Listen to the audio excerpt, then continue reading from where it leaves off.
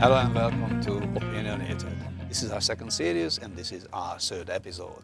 Tonight the topic is encryption. Encryption all over the computer land, and it's very important for everyone, that's what we think.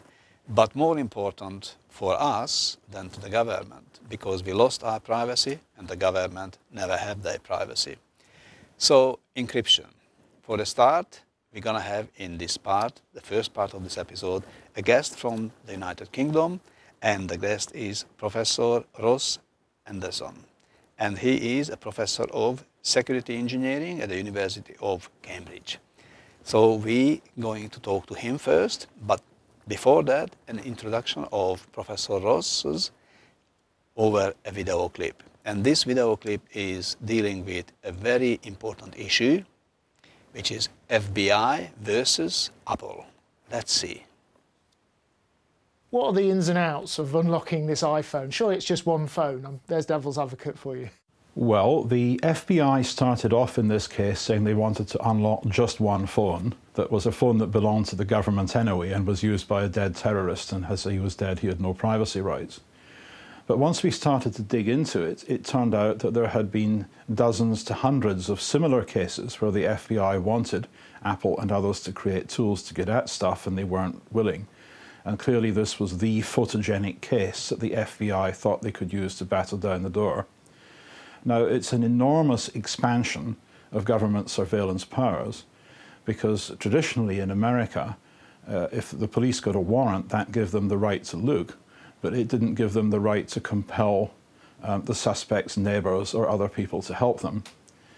And in particular, if you take the rights to order a company to provide a weakened version of its software, there is a big problem about who else will want that weakened version of the software, that golden key, and what they're going to do with it. What is this golden key? How would that work? If you've locked something, you've locked it, haven't you? Well, on an iPhone or an Android phone or any other electronic device, the lock that a user can deploy to encrypt his data or her data using a password is largely implemented in software on the device, and the software can be updated, and it typically is once a month or so, to have patches against whatever security vulnerabilities have been discovered. So if you can somehow subvert or coerce the update process, you can turn the update into a golden key. And this, for law enforcement, must be very thrilling, but for everybody else it's disastrous. Because if people start worrying that software update might give the government or a foreign government access to their stuff, they'll turn it off. And the consequences of that for internet security could be really, really serious. So I'm thinking of a real-world, non-digital example of this. Is this like you've gone and bought a safe with very strong metal walls, and then the company who sold you the safe can turn those walls into jelly? Well, yeah, if the company has got a secret 12-digit engineering access code for use by its own technicians only, you know, when they attend a customer who is, say, for a bank whose branch manager has died and didn't write down the combination, and the safe manufacturer's technician can then enter this 12-digit magic code and unlock the bank vault, well, that's very convenient if you're a safe manufacturer. But then if the FBI says, we want you to give us this safe magic code because there's one of these safes in the Chinese embassy, and you do so, right? And then that 12-digit code gets out because, you know, Mr. Snowden puts it in his latest batch of revelations, and then the Chinese and the mafia all have this magic 12-digit code, then you're absolutely hosed. And there's an example of that from Juniper routers. Juniper make routers, you know, the telephone switches for the internet. And some years ago, it seems the NSA got a backdoor in one of these routers, presumably because they got one of their people to get a job at Juniper, or they subverted somebody who was already there. And we learned from the Snowden documents that this backdoor existed. And what happened then was that the Russians and Chinese and others went looking for it and found it. And now, Juniper routers, half of whose outputs are sold in the USA, are being used by bad guys overseas to attack America far more than they are used by the American intelligence agencies to attack targets in China. And this is blowback. This is what happens when you start abusing infrastructure and other trustworthy facilities for your own intelligence purposes, it can come back and bite you. And that's one of the reasons why former senior American intelligence officials, Head and Roberts and so on, are now against encryption backdoors. And here we are with Professor Ross Anderson from Cambridge University. Ross, what do you think? What happened since last year? Apple became more obliged for giving the golden key to any security agencies, or the position is the same, the golden key is gold and not anyone can have the key in the hands? Well, the situation, I think, is largely the same, but a number of other law enforcement agencies have been joining in, pressing Apple to create a golden key. The problem is that if Apple gives a golden key to the FBI, then the British government will want one, and the Australian government, and the German, and the Italian, and the Egyptian, and where do you stop? And so Apple, quite sensibly, is saying, no, we're not going to change the design of our products in order to make law enforcement access easier, because that would weaken the products, it would undermine consumer confidence, and it would place an enormous regulatory and compliance burden on Apple itself in dealing with all the warrants that would follow. So how important is security? And can security simple just tricked with backdoors? Well, security is a tool rather than anything else, and it's used to support things people actually care about, such as privacy, safety, and consumer protection. And the problem is that if you undermine security by giving potentially large numbers of police forces a golden master key, then all sorts of bad things can follow. At the moment, for example, the West German Interior Minister is pushing for a golden key to access cars, right? And yes, while some people might say, okay, I will let the FBI wiretap my phone if they want, would you be that comfortable about having law enforcement and intelligence agencies being able to interfere remotely with your car, perhaps bring it to a stop, perhaps crash it and kill you, even if that's not what they intended to do? We're getting into very dangerous territory here. So what is our way to avoid the danger? How can we secure ourselves? Now, first step, secure ourselves against the government intervention in our life. What we can do? Okay, keep with the German example. What can we do if they really got the golden key for the cars and they can influence the BMWs and the Volkswagens and all sorts of other things? How can we make any protection? Well, if the German government decides that it's going to have a golden backdoor key to all German cars, then the obvious thing to do is go and buy a Japanese car instead. So, I like that solution. So you've got some power in the marketplace, or alternatively, you could buy an old mechanical car, but that won't last forever because eventually it will wear out. You know, ultimately, what we have to have is a better within governments, because at present the policy on things around information security tends to be made by intelligence agencies, because they're the people who've got the cryptanalysts and the computer security experts. And they got the most benefit. So long as, and they have the most benefit out of it. They get concentrated benefit. And, you know, one of the ways in which democracies tend to fail is that interests who have got a concentrated benefit can coordinate better and lobby better and shout louder. And that's why in many countries you end up getting agricultural subsidies, right? Because farmers are a more concentrated lobby. And so you get spook control of computer security for the same reason you end up, paying $3 billion a year in Britain to Britain's farmers. But as we end up getting software in everything, other arms of government also have an interest here. The safety regulators, for example, who regulate the safety of cars, medical devices, railway signals, and dozens of other things, they clearly need a seat at the table because they will be held responsible if bad things happen. Similarly, the privacy authorities, the people who are responsible for consumer protection, they need a seat at the table too. And at present, in countries like Britain, and I believe Australia, this isn't happening. The policies around encryption are being made by the security and intelligence agencies. I think Australia, Britain, the Five Eyes are strongly connected together, and they doing whatever they like, even not telling us or not telling the British, because they use the Australians or the Canadians to spy on the British and so on and so forth. So that's a big game. And everything, all the information, what they spy and record every conversations, including us now as we talk, that goes into somewhere in the United States, underground. What's happening with this lots of information, what is collected 24/7? Well, what Edward Snowden gave us a reasonably good picture of how this was working 4 years ago. Yes. But you could think of the NSA systems as being a Google, but whereas Google shows you the public stuff, the websites that are public facing, the NSA's X-Keyscore and other systems show you the private stuff. They can basically search everybody's phone calls and emails and texts. Which is a nice tool to have if you can get one, but of course it raises issues for other countries. In Britain, we've got a particular problem because the governance of our security and intelligence agencies was shown by Snowden to be completely lacking. When GCHQ was collecting the video chats from millions of Yahoo customers and found that a significant proportion of them were intimate video chats, but just kept away. And, there's no conceivable law enforcement justification for that. And so now we've ended up with a completely new oversight regime in Britain.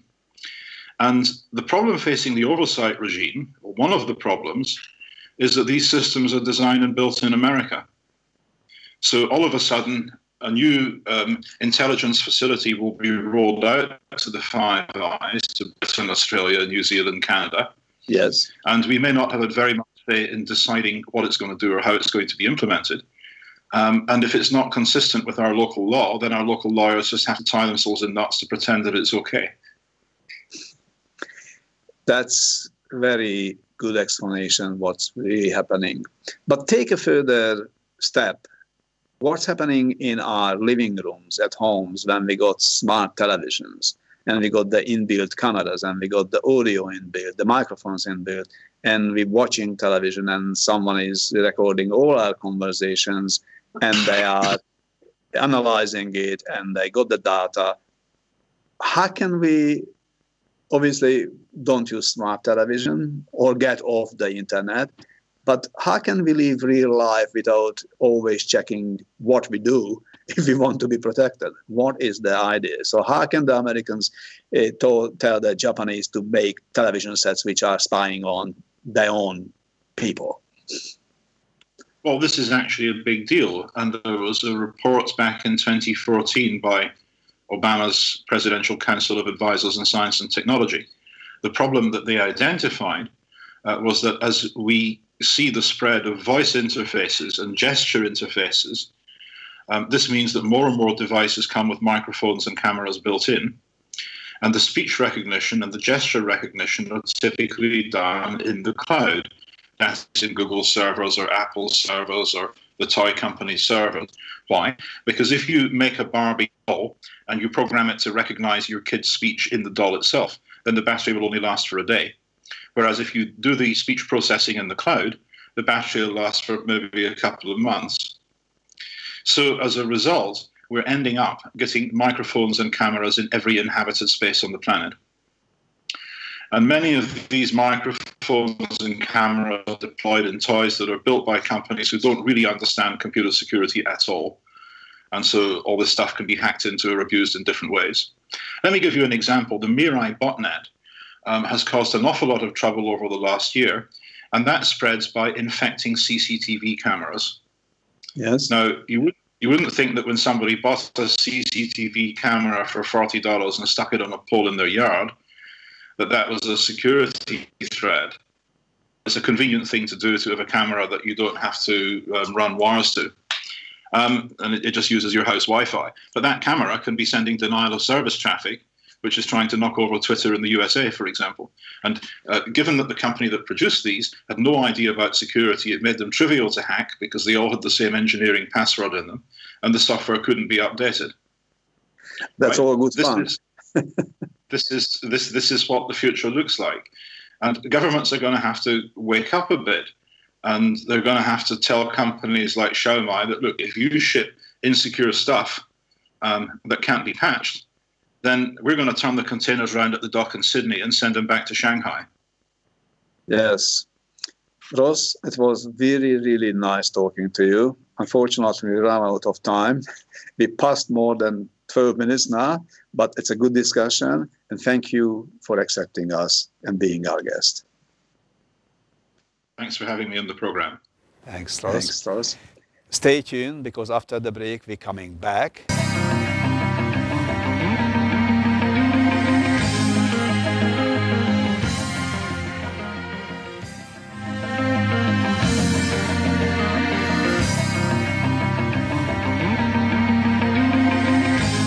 Hello and welcome back to Opinionated.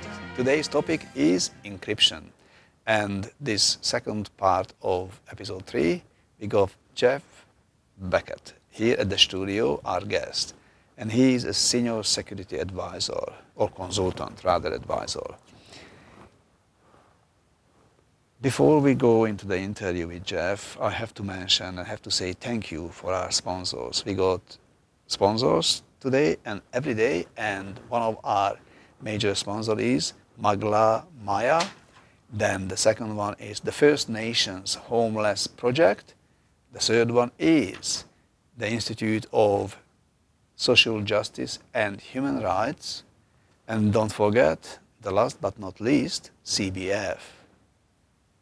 So Jeff, how do you get into security? It was an interesting journey for me, but it's all about being able to understand how people do information, how use information, and how they sort of protect themselves. I guess that was the topics that started coming up that got me most interested. So, are you a mathematician, Jeff? You got mathematical background? I like to think I'm a bit analytical in the way that I think. Analytical, but, yes. But no, I did okay in my engineering studies a long time ago at university, but no, I wouldn't specialised mathematician. Not really, no. But as I heard that everywhere, encryption is based on very strong mathematical logic. Yeah, absolutely. So how can you work in the encryption security industry without that very strong? I think it's a matter of understanding a little bit about how these mechanisms work, but as a learned gentleman said a few moments ago, it's always best to get someone else, the experts, to actually do encryption. It's not something that you do yourself.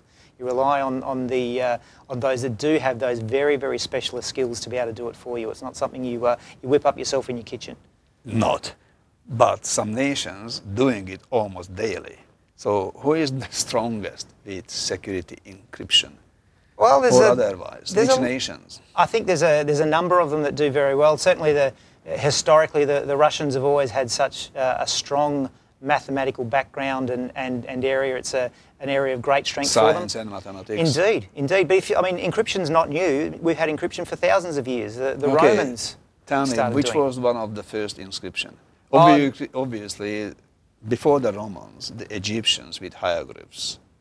Indeed. Encryption is all about being able to protect our information and having some control over who gets to access it. So how the Romans done it? The Romans had what they call the Caesar cipher.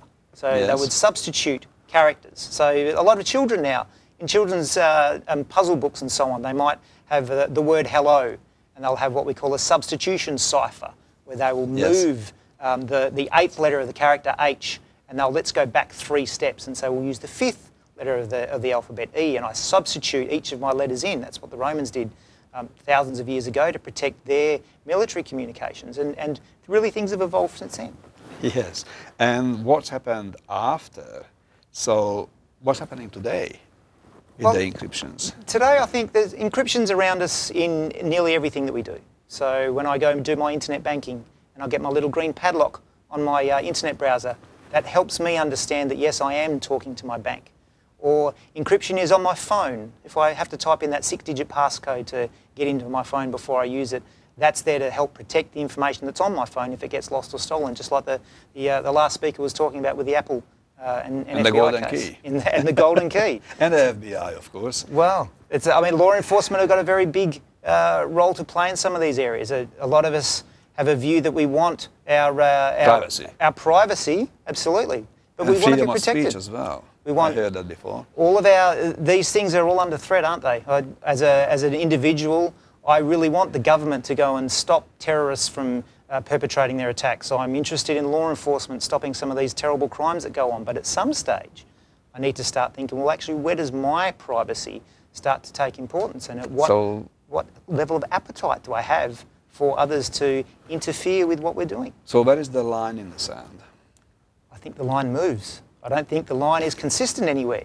It's a matter of, it's an appetite thing, isn't it? It's what kind of things we come up with simple examples like the terrorist cases and child pornography and all of these terrible things where absolutely we're very happy for the instruments around us to have control over that. But at what stage am I no longer comfortable? They don't really have the control over it because it's still on, big time, both of it. Indeed. So where this can end, so how can we trust that the surveillance on us every day, 24/7, is really brings the fruit to combat the terrorism or the other non-lawful computer activities? It's an interesting question, isn't it? I heard this morning Theresa May speaking in the UK about the various plots that had been intercepted, and clearly those kinds of areas are positions where the citizens are very comfortable for the governments to take control. But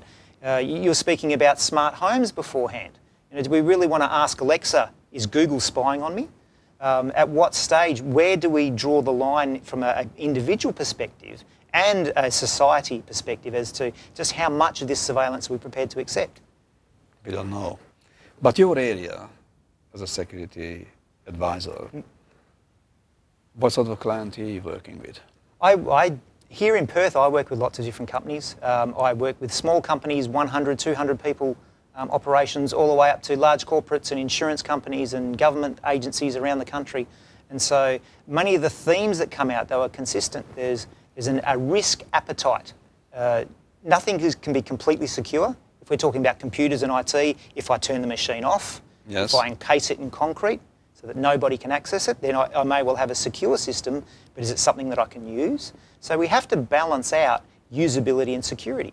If I make your phone so secure that the FBI can't hack into it, if I make it so secure that your communications are always protected, will you always be able to use it? Some people, when they use their thumbprint to go and unlock their phone, or their Face ID to unlock their phone, these things are a balance of usability and security. If I want my phone to be able to unlock when it's sitting on the desk, I don't have to be sitting directly over it, well then maybe I run the risk of someone who happens to look like me, my brother, my twin, can also access that information as well. So we're in a constant state of balance, and it's understanding what our risk appetite might be and where we choose to draw that line, and the fact that the line is not always in the same place. On that note, Jeff, I would like to ask our director to play in a video clip, which is entitled End of the End of Encryption. Can we do that? Direction? So, Harry, the Home Office says it's irresponsible to have these kind of services where no one could get in there, end-to-end encryption. Do you agree?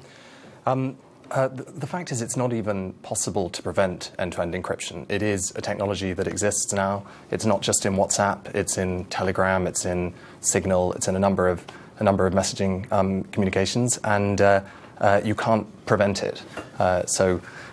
What could the government do? They could potentially demand access to some of the metadata behind it, but I don't think there is a way, literally, that they could. This is the so-called backdoor. Exactly. I mean, there isn't really a way to have backdoor access to end-to-end encryption, because the key changes every message. It's a choice. You have to find another way of accessing it, and that would be potentially through accessing the phone or accessing, as I say, the metadata that Facebook would have, but that would only tell you who the person has messaged at a certain time. Right, so the way into it then necessarily, I mean, the WikiLeaks revelations, for example, revealed that the CIA can already intercept devices before a message has even gone on to WhatsApp. So if they can do it, why can't the UK intelligence services? Well, look, they may be doing it. There are ways to hack into phones, and hacking is an arms race, right? So obviously phones are now the key means of communication, and hackers are finding ways to sort of access people's phones. So if they can do it, so can the security services. So yes, if you can access your phone, if I can access your phone from GCHQ, potentially sort of hack into it, then I'd be able to see the messages because they're in the phone. They haven't been encrypted at that point. Wouldn't find much on mine. My wife telling me what to bring home from the shops tonight, mainly. But this backdoor thing, I mean, what's the risk there? Potentially, if there is a backdoor, then the likes of the Russians or the Chinese or anyone else could hack into it as well. Exactly. I mean, we're in an arms race. If you open backdoors, then you're just giving a backdoor to much more sophisticated hackers. This is a multi-billion-dollar hacking industry, and we would be making ourselves much more vulnerable. So what would be the consequences then if Amber Rudd gets her way? Presumably WhatsApp and Facebook become a whole lot less investable. I mean, honestly, I don't see that happening. I mean, clearly, if there were terrorists worried about that, then they would just switch to another messaging application, so it would have very little tangible benefit in terms of fighting terrorism. For the users of Facebook and WhatsApp, frankly, knowing that all your messages could be read by Facebook, which is what you'd have to do if you ended end-to-end encryption, that's not very comfortable either, because how are they using those messages to target me? Notwithstanding that, though, Harry, I mean, the optics of this are pretty terrible for Facebook, aren't they? Yet again, I mean, they're not a company with a good image at the best of times, but I mean, this looks like they're putting the nation's security at risk almost. I think, look, they're providing a messaging platform that's used by 1 billion people. Some of those messages are good, some are ill. I mean, do we ban the telephone because the telephone is being used as part of terrorism? I'm afraid terrorism is, it was horrible what happened last week, and I cycle over Westminster Bridge every morning, and, so it's very close to home. But at the same time, I cycled over this morning, and, it's a risk that I'm afraid we have to take. I'd much rather run that risk than have, effectively, people sort of spying on me. All right, Harry Briggs from BGF Ventures. Good to see you. Thanks for coming in. So, Jeff, end-to-end this encryption. Can we end encryption ever? I don't think so. I think we will have to come up with new techniques, new ways of doing things. It's a cat and mouse game. We started off a long time ago with what we thought was a reasonable level encryption, and keys become weaker. The ability to brute force or just guess what those numbers, we assume that numbers are random in many of our encryption algorithms, and that's not always completely the case. Sometimes the algorithm, the mechanism they use to encrypt information, that might have been compromised. There might be ways to get around that. So whether it's new encryption techniques or whether it's other approaches that start to be taken, I think encryption will always be with us. We'll always have a need to control who gets to access our information. The ways that we do it might change. Yes, I heard something about ending encryption. That's supercomputers. Is that true or possible? I think there's a lot of advancement and so much research that happens in those areas, and things like quantum cryptography and a number of different areas. But I think these are always an adversarial game. There is always two sides to every story. So when one side makes a massive advancement, what we've seen throughout history is that the other side catches up. Sometimes there might be a gap, there might be a lead time, there might be an occasion where one particular, the ability to encrypt information is beaten by the ability to decrypt information. Something that used to take... Exactly, something that used to take 50 years to encrypt, or sorry, to decrypt. To decrypt, yes. We thought that's fine. No one is going to have the time or the resource or the effort to be able to do that. But then a new advancement, a new technique, a new mechanism is found, and all of a sudden what used to be an unreasonable period of time, 50 years, no one could ever do it, that massively comes down. So we have to find new, different ways of approaching it. But I don't think we'll ever lose encryption. There's always this cat and mouse game. So, Jeff, that sounds to me, encryption protects privacy, protects the businesses, protects the government, protects anyone and everyone who got big money. It's like law. You have money for QCs, you can go to the Supreme Court, you can go to the whichever court you want because you got the money. So you probably win at the end of the day. But how can we, and what can you tell as a message for winding up this discussion for the people who are watching us and they not have lots of money? How can they protect themselves? Any free softwares what they can use to encrypt their telephone conversation, their emails? Any advice? There's a few techniques that you can use. So there are apps on your phone. So even things like iMessage and WhatsApp and those kinds of very widely used capabilities, a lot of them already have end-to-end encryption built into them. There's an app called Signal, which is open source and is fantastic for that kind of capability. The other advice I'd give to people is to take some steps. So something is better than nothing. If you have a computer at home, you can encrypt that computer so that if someone breaks into your house and physically steals that computer, your information is still protected on there. So my first advice would be do something. Something is going to be better than nothing. And there's a lot of different approaches it can take. Yes, some cost money, many of them don't, but taking some action is absolutely better than taking no action at all. What is your nightmare about encryption after that many years? My nightmare? Well, I think my nightmare is that the race isn't level anymore, that one side is so far massively in front of the other that the game is essentially over until we find a recovery. I'd hate to sit at home and transfer money to pay a bill and my neighbour is able to see all of that information go through and change it and redirect it. That's my nightmare. But at the moment, we like to think that the race is still fairly level. And what about the crypto money? Cryptocurrency is a fascinating topic, isn't it? There's a lot of, there's so much hype at the moment around things like Bitcoin and the massive increases this year in particular. In value. In value, indeed. I can remember in June it was like $2,000 and I think it's up over 11 or 12,000 now. But how the security of those currencies are going? Well, I heard that they're more secure than anything else, more secure even than bank transactions. Well, there's the cryptocurrency, we can almost call it a revolution. There's a capability underneath the things of Bitcoin called blockchain, which is actually something could revolutionise the way we do business. One day, we might not need a bank because we have this blockchain mechanism, which is really a distributed ledger. Everybody will know exactly what's happened and not be able to change those things. I don't have to go to a bank to go and say, here's $100 and then they give me $100 back and I rely on them keeping those records. So I think the cryptocurrency side of things, whilst we hear about Bitcoin and massive amounts of money and so on, I think there's going to be some really interesting things that happen over the next 5 to 10 years. But it's all based on encryption. It's the fundamental underlying capacity that gives us trust in all of these things is encryption. So that's the good news for ending this part of the story. Please don't go away, stay with us because after the break we're coming back with much more, with 2 more guests on the topic of encryption.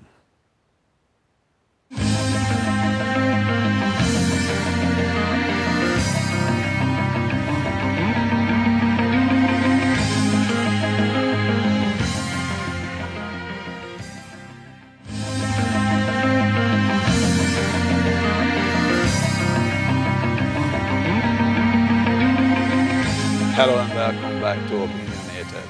The story is still the same, the topic is the same, the story probably different, and the topic is encryption. Encryption, as we heard before, it's go back in time. And even in the 20th century, it's 2 great things happened with encryption. Both of them happened in World War I and World War II. Let's see the video before we start talking to our guest. Today we got 2 guests. One in a set, David Cake, and we got Richard Berg from Melbourne. So let's see the video about the Enigma.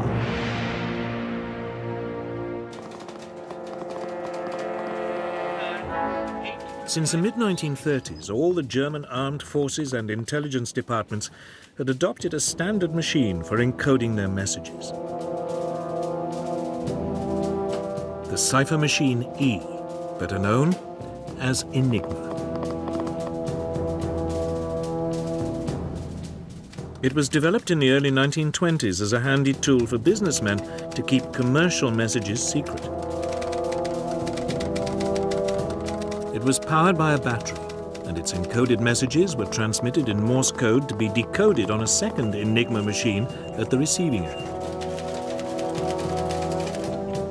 The critical element of the machine was 3 rotors, which which could be set to scramble the message in a way which could only be unscrambled by another machine with the same settings.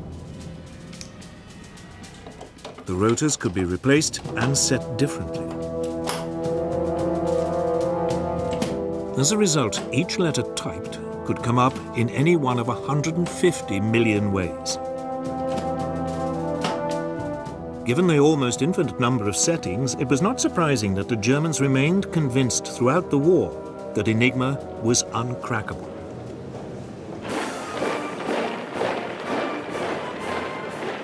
It was the Poles who took the first steps in solving this baffling puzzle.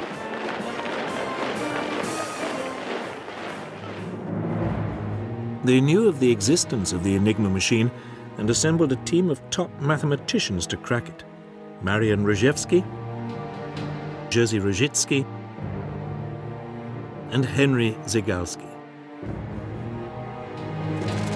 But the team could not decipher messages without knowing the internal wiring of the rotors. The solution was supplied by French intelligence, which sent its Polish allies material gathered by a spy in the German army's cipher department. Amongst this was an Enigma manual. The Poles were able to reconstruct an Enigma machine and began laboriously decoding messages. By the time Poland fell to the Germans, the Polish cryptographers had destroyed all evidence of their work on Enigma. The task was now taken up by the British at their government code and cipher school at Bletchley Park near London. Its head was Commander Alistair Denniston. Denniston recruited a strange collection of mathematicians, chess masters, and crossword puzzle experts to continue the decoding.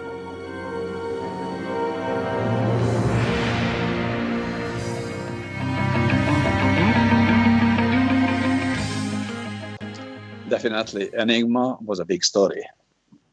And still a big story because we have to do something to break down the encryptions. So we are sort of shadow boxing with the Enigma still.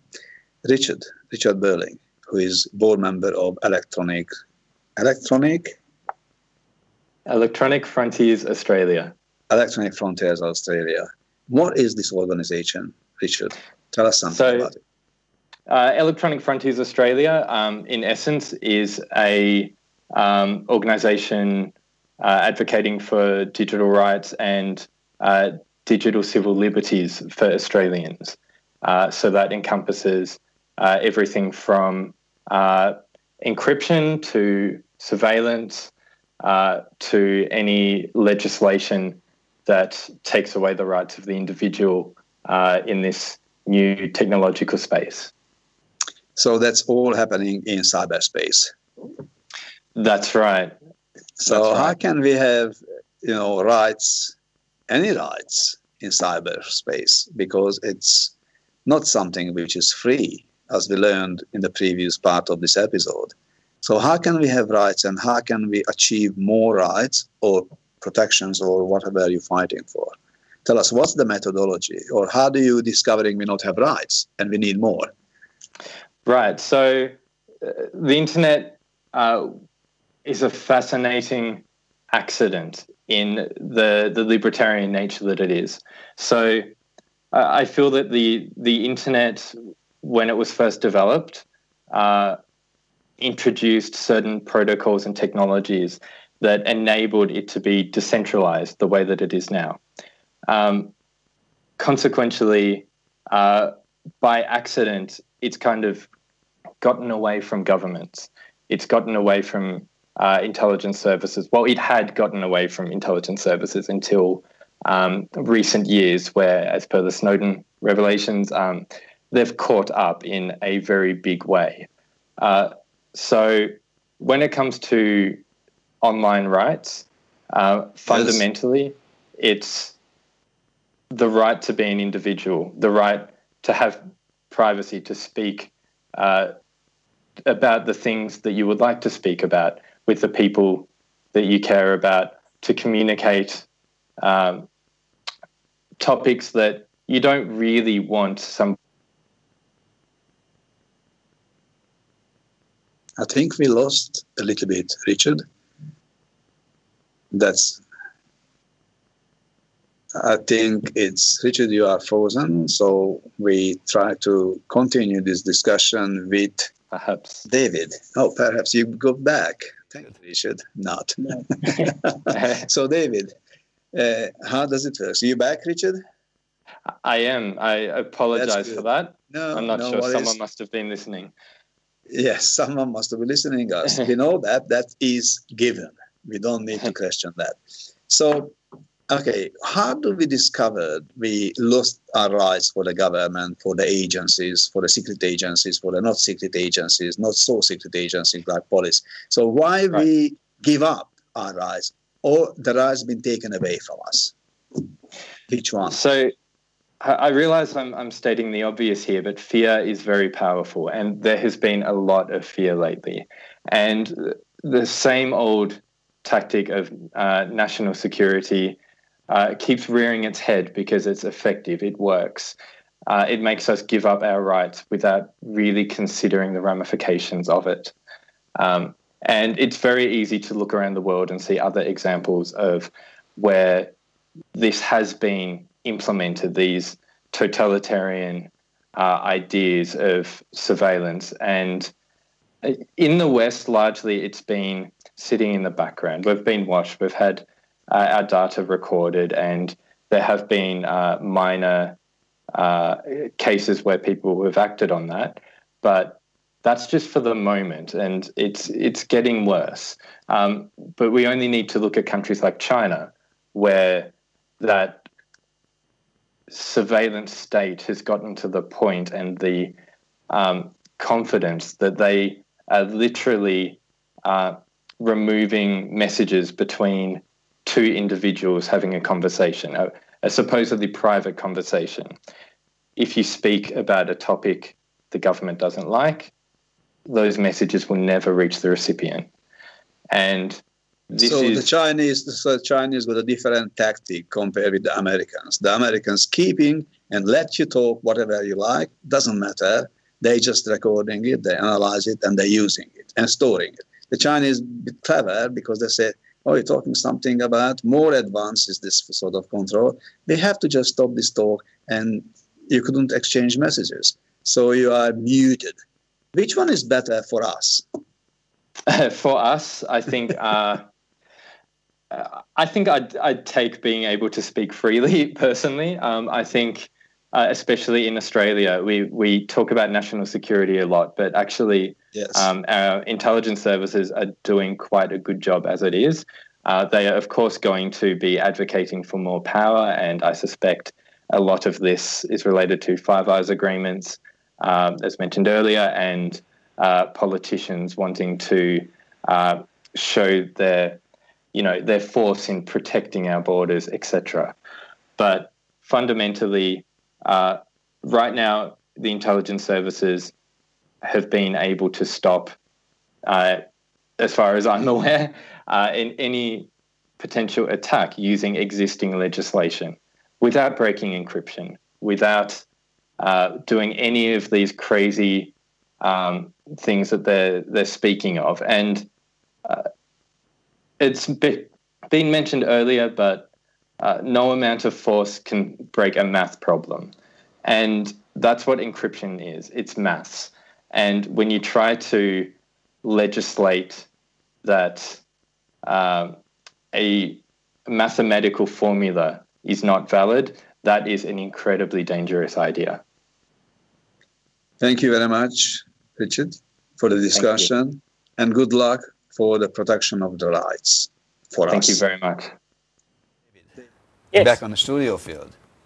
What do you think, watching the whole episode, which part of the encryptions we not touched on, and what part of the rights or privileges we not talked about? I think you talked a bit about Chinese versus the Western model. World, yes. There's a big difference between public speech, where what we're allowed to say, and in that the Western model, is clearly one that I think most of us would prefer, where you're allowed to say publicly what you want. But privacy is an intrinsic part of that as well. We should have privacy. We should be allowed to say what we want to privately. Privately, we might be yes. able to say things that the government doesn't like privately. That's considered a human right. It's one of the the universal human rights is the right to privacy. And how can we actually ensure that right? And this is a real question about when the we all understand that is not an absolute 100% right. When we have a right to say, just in the same way that, the right to free speech does not mean we can foster hatred or whatever, deliberately try to create problems. The right to privacy is not absolute. We don't have a right for conspiracy, but why not? Well, because come on, it's a crime. Conspiring is a crime? Well, we don't have a right to conspire to commit a crime, perhaps. Maybe that's a different matter. And so we acknowledge that the police will, we sort of accept the police. Well, if they're going to spy on criminals, we think, oh well, that's okay. They're criminals, or probably criminals. So of course we can spy on them. But where do we draw that line? And that is part of the question here. So the intelligence agencies, we sort of go, well. Technically, if they're agents of a different country, they may not be, criminals and stuff. But we accept that we need to stop the actions of foreign countries that may not benefit us. Yes, well, we may not. We may like to trade with the Chinese, but not many of us would like to live under the Chinese system. We want to control our own national sovereignty. But where do they draw that line? And we may not expect them. With the police, it's quite simple. We say, you should get a warrant. Go and talk to a judge and convince him you have a good case. And we accept that. And just the same way, when you were talking about digital rights, a good example is, well, if the police are going to come into my house and search my bedroom, I want them to get a warrant. Well, if the police are going to come into my laptop and search my laptop, I want them to get a warrant too. And that's but what do they need to have a warrant? Well, they often they do. In our current law, they generally do. But they may, it can be tricky, and part of what Electronic Frontiers Australia and similar organisations around the world do is try and say, hey police, look, hey government, this situation in the physical world that we're used to, this situation in the cyber world is very similar. If you need a warrant to search my bedroom, you need a warrant to search my laptop. And analogous situations. If you need a warrant to spy on to tap my phone, well, you should need a warrant to look into my email. And where that starts to get complicated is the computer technology can do things that don't need any warrant. Well, that were a lot more difficult to do. We didn't worry too much about. In some countries, like in communist East Germany, they used to have spy on a lot of people's mail and so on, but it took thousands of people, to do it. And now the NSA and so on go, well, we just get big computers and we'll get them to spy on everybody's email. Should this, because they can do it, should we allow them to? Preferably from another country, so who's spying on the Australians don't need the warranty from... That is the question: is where do we limit it, and how do we say? Well, this actually, I think in order to get, you say that it's protect national security, but actually by spying on all my stuff and letting my information about me get out and about, you are really reducing my security. You're putting me at all sorts of risks I didn't have. This is one of the things when we talk about security, we always talk about this idea of what is your risk, what is your threat model, what are you defending against? And if someone says, well, I'm going to fix this risk. Yes. I'm going to really decrease the risk that, in particular, but all that happens is we'll put you under surveillance and expose you to all these other risks. Then that's not a good trade-off. No. And at the moment, they're telling us terrorism, which actually doesn't happen very often, is such an important risk that we need to give up our privacy and put us at all sorts of other risks, particularly about what if the government changed and there was a radical faction, or what if there was a radical faction within the government or within the security agencies that started, say, targeting people based on their religion or something like that. That's very Orwellian. Yeah, and so the way we think about these, when it gets down to it, it's the whole of society saying what are our risks and what are we what risks are we willing to give up? Do you think, David? But it's not just about risk versus that. It's also about principles, fundamental rights. We shouldn't be just going, oh, well, I should have the right to privacy because I find the risk unacceptable. We should say I have a right to privacy because, well, it's actually a fundamental human right, and we should all just have it. Used to be. And so this is where mass surveillance. I mean, we're not. I think a lot of the people are saying, well, we don't necessarily want to give up surveillance 100% entirely. We want to understand what's going on. And the only way, if the government are not willing to reduce the amount of surveillance that goes on, well, this is the only way we can do it, is by encrypting more and more of our work. Now, encryption isn't, as we've said, it's not perfect. It's not all-powerful. But we like the idea that when we encrypt things, we are making it impossible to discover the secret. After all, now I like encryption better than in the front of the program. Dave, on that note, we have to finish because the time is running out from the program and something else is coming up on WTV. But don't forget, next week, same time, same channel, Opinionated, with another interesting topic. See you then.